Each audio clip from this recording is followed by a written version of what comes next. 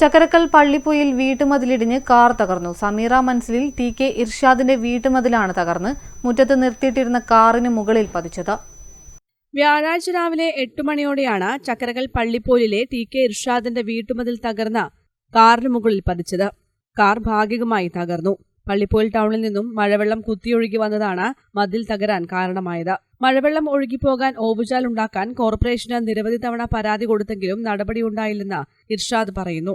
നമ്മൾ ഒരുപാട് മാസങ്ങൾക്ക് ഒരു 4 കൊല്ലം മുന്നേ പരാതി കൊടുത്തിട്ടുണ്ട് കോർപ്പറേഷനിൽ. അതായത് ഇവിടെ വെള്ളക്കെട്ട്, പള്ളിപ്പോയിൽ കംപ്ലീറ്റ് വെള്ളക്കെട്ടാണ്, വീടുകളിലും എല്ലായിടത്തും വെള്ളക്കെട്ടാണ്. അപ്പോൾ നമ്മൾ പരാതി കൊടുത്തൊരു ഓവ് കീറാനുള്ള ഒരു സംവിധാനം ചെയ്യണമെന്ന് പറഞ്ഞിട്ട് കയറി ഇറങ്ങാത്ത ഇതില്ല. എൻ്റെ വീട് ഞാൻ പുതിയതായിട്ട് എടുത്തതാണ്. ഇപ്പോൾ 2 വർഷം ആയിട്ടുള്ളൂ വീടെടുത്തിട്ട്. ഈ വീടെടുത്തിട്ട് തന്നെ ഞാൻ എല്ലാ കാര്യങ്ങളും ചെയ്തിട്ടും ഞാൻ കോർപ്പറേഷനിൽ എൻ്റെ വീടിൻ്റെ നമ്പറിൻ്റെ ആവശ്യത്തിന് പോയിട്ട് എന്നെ ഒരു 3-4 പ്രാവശ്യം കയറ്റി ഇറക്കിച്ചിന്. നമ്മൾ തന്നിട്ടില്ല. ഇവിടെ വന്നിട്ട് എല്ലാം എൻ്റെ കംപ്ലീറ്റ് എല്ലാം പെർമിറ്റിൽ എന്താണ് പറഞ്ഞത് അതുപോലെ ഞാൻ എൻ്റെ വീടെടുത്തിന്. എന്നിട്ട് നമ്പർ പോലും തരായിട്ടും അതിൽ പോരാണ്ട് ഈ വെള്ളം പൊട്ടിയിട്ടാണ് വരുന്നത്. ആ പറമ്പിൽ നിന്ന് കംപ്ലീറ്റ് വെള്ളം അടുക്കിലോട്ട് വന്നിട്ട് വെള്ളം വരുന്നത്.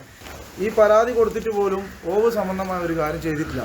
ഇത് വെച്ചാൽ ഒരു 8-9 മണി കഴിഞ്ഞിട്ടാണെങ്കിൽ കുട്ടികൾ കളിക്കുന്ന സ്ഥലമാണ് ഇത്.